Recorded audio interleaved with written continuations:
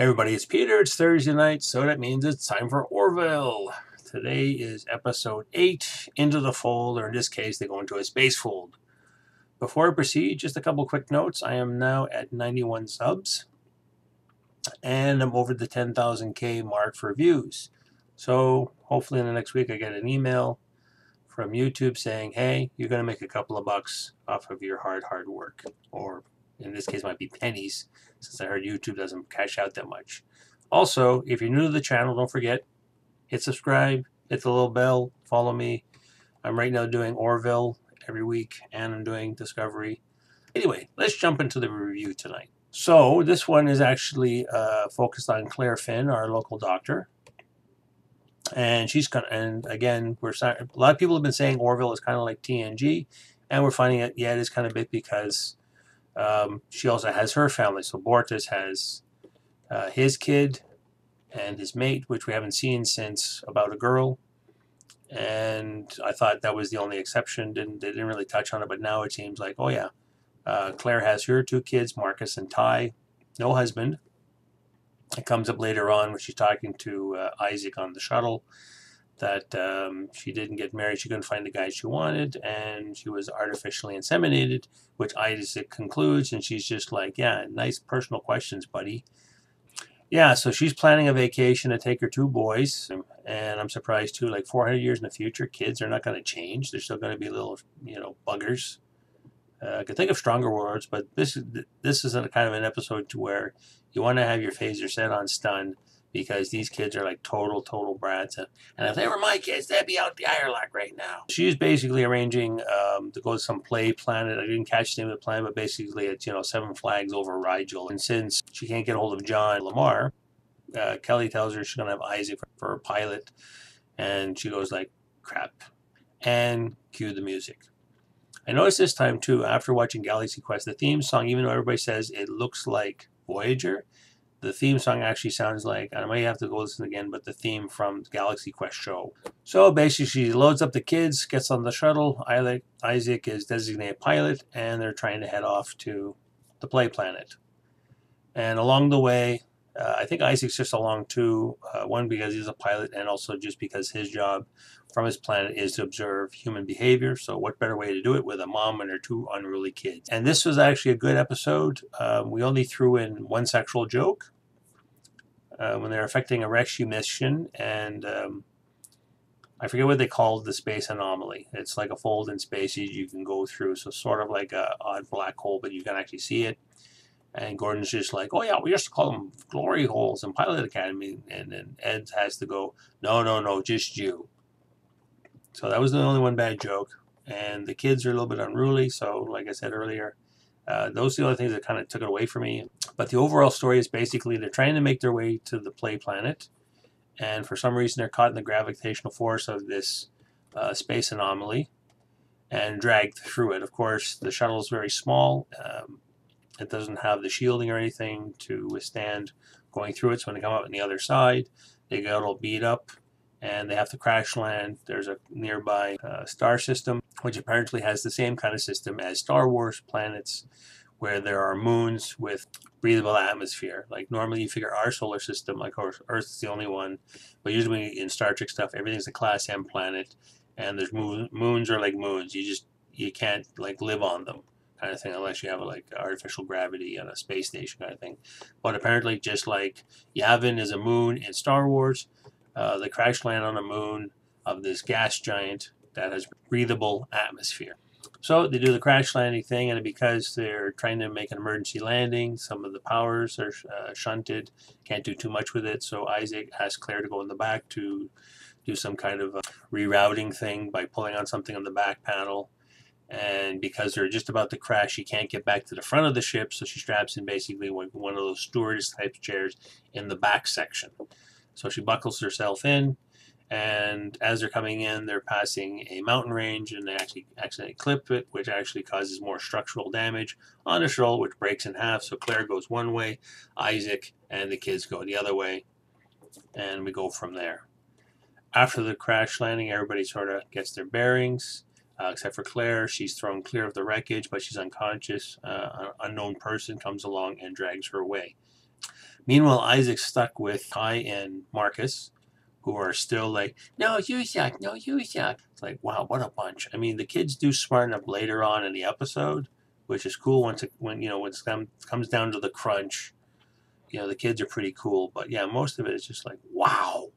And again, too, we're not going to see like, Wesley Crusher space kids like we did in TNG, and everybody's well behaved. So I guess again, trying to keep the show relatable to our audience to say like, yeah, kids are like this nowadays, so they're still going to be like that in the future. Who knows? But I just think they want to do stuff like that just so we're not going to say, oh, kids, those aren't real kids. Real kids don't act like that. I would hope to think we'd evolve a little bit. Like, not the kids going to be, oh, mother, father, I'd love to go to the park today with you. But not so, ooh, just want to, like I said earlier, take a phaser and stun those brats. Yeah, so basically that's most of the story. Isaac has to babysit the two kids, and they have to figure out, okay, how we're going to get the rest of the shuttle going. We need to get some power. We need to get a distress signal going. Did the Orville know where we're going? And the Orville didn't follow along because it's actually back in space dock. They're getting some upgrades, so they're working on that right now. As the story progresses, the Orville finds out that they didn't get to Seven Flags over Rigel, so they effect a rescue. Unfortunately, there is no navigational array. Ed tells Lamar he has to eyeball it by using star charts. That's it. Actually, everybody, except for the glory hole joke, everybody's practically well behaved this episode, except for the kids.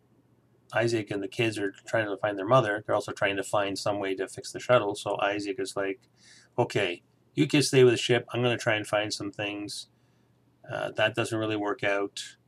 And then you find out that there are other people living on this planet other than the one that pulled Claire away. The guy who pulled Claire away, it's Brian Thompson. I recognize his voice right away, even though he's got a bit of forehead makeup on. You might have seen him in the X-Files back in the day, or first season of Buffy and the Vampire Slayer.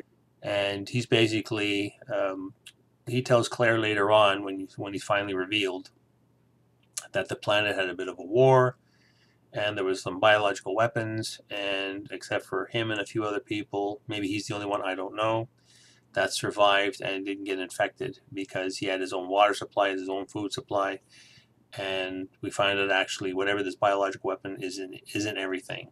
So everybody else that's left over is basically turned into some kind of cannibalistic zombies, so they're the main threat for everybody. And I forget what Thompson's character was, but basically he's going to say to Claire, I'm going to keep and protect you and won't let the bad monsters get you.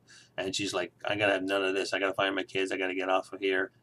And as Isaac and the kids are progressing, they figure out they need some kind of special, uridium, diridium, some kind of mineral to help power the shuttle systems. And Marcus goes like, oh, in class we learned about this, that, and the other thing, and some planets have that. Oh, can't you scan for this? So Isaac breaks out the scanner communicator gizmo and does a thing and said, oh, there is some residual on the shuttle when they smacked into that mountain you saw earlier. I figured, okay, we have to go to the mountains. So they basically pack up everything and they head out to the mountains to try to find the minerals. And he starts interacting with the kids, find out where the kids are, and you find out too, he's like Data. He can mimic voices because there was one time when the kids were again really acting up, and Isaac just came back at them, quoting Claire, I'm going to come back there and I'll sort you guys out, and don't make me take off my belt, and all the other things parents usually say to kids when the kids are unruly on a road trip. And then one time he comes back in Claire's voice. And the kids are like, what? Oh, yes, I can replicate voices. And so, again, we got the TNG comparison. They do find some the minerals that bring it back to the shuttle. They did have an incident, though, where they had to cross a stream, not knowing that the water's poisonous. And Ty actually slips and falls into the water. They get him out of there, but don't realize there's a problem. They get back to the shuttle, and he starts developing symptoms of whatever the biological chemical does. Eventually, Claire does get out of her room, and you find that she's actually in the top of a huge apartment building, stuck in the room, but able to crawl out and get to the balcony. And she goes through the sliding doors and scrounges around, actually finds that her communicator is still there, is able to get a hold of Isaac, and figured out a way to, okay, how we're going to get out of there, and finds a weapon. And this is kind of the weird thing after that, too. She does attack Thompson. Of course, she is fending for her life. And I thought it's weird that she's a doctor, but then manages to get the gun off of him and shoots the man. I guess reason doesn't work in this case, and she's just like, I got to get out. I got to find my kids. Let's go. So she gets out of there. She tricked him earlier by pretending she did cut herself to say, like, I need my medical supplies. I said, okay, I can go back to the shuttle, but we're not going out there because of all the nasty zombie monsters that are out there. So he comes back to medical supplies. They have the scuffle. She ends up shooting Thompson dead, which I thought was like, okay, wait a minute, you're a doctor. You maybe just reason or graze the guy or shoot him in the leg or something, because she's a bit of a crack shot for a doctor. She grabs what she can, starts heading out to the woods, and you can use the communicators also like a mini scanner, so it's like a tricorder, and she can navigate her way back to where the shuttle crash was, where Isaac and the kids are. And along the way, she actually bumps into one of the zombie guys and kills him. And I thought, great, now the doctor is shooting him. But I guess the idea is she had to get a blood sample so she can figure out what this disease is that's everybody's infected with. And eventually comes back to the kids. Tyler's now exhibiting symptoms of this disease. And said, well, and they just had enough power with the minerals they got that they were able to get off a brief signal. Luckily, the Orville figures out what's going on. They go through the space fold going around, and just because they caught the little beep of the emergency signal, then they're able to find the ship, come on down, and save the day. And the other weird thing, too, just before the rescue shuttle shows up, there's more of the zombie guys show up, and Isaac, of course, he's a crack shot too, being an artificial intelligent person. He's going bang, bang, bang, bang, bang. He's like pew, pew, pew, pew, pew. He's shooting up all the zombies.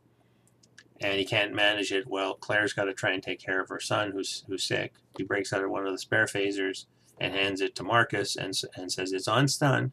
We don't kill people. And then I had that thought again. You just killed 2 guys about 10 minutes ago, but you're telling your kid, remember, stun the bad guys.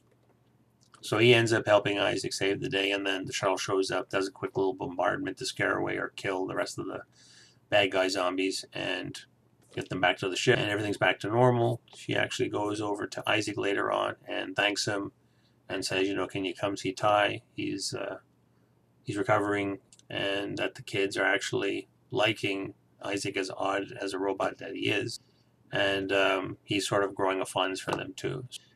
But overall, this was like a proper story. I think there was a bad joke by Seth earlier, too, about what was going on.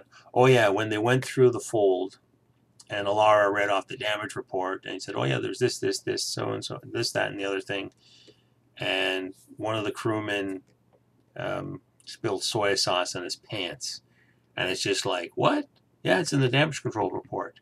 And he goes like, I need better people. And then somebody online commented, I think it was on Twitter, he's supposed to have the best crew around. Why does he need better people? But yeah, why would you report, hey, after that rocky ride we went through the space fold, I spilled food on me. And this was basically a story. It was a life in this situation. You get to see Claire with her kids. You get to see Isaac learn about humans about more. What are kids all about? And, so it's a learning story for everybody, and it's a Claire-centric story, too, which we haven't really heard or seen much about her other than one of her best friends in the previous episode was on the, the observation team on the previous show. And if you haven't heard either, and I just heard today, too, that the Orville is renewed for Season 2. So now we got Disco and this also both for Season 2, so we'll see how this is going to come along. So again, as always, I put it to you. What did you guys think? Did you like it? Did you not like it? Did you find some of the same kind of little faults that I did? Or are you just like, no, it was a cool episode? And just remember to leave your comments down below. Like, dislike. Again, subscribe to the channel. And see you in the next one.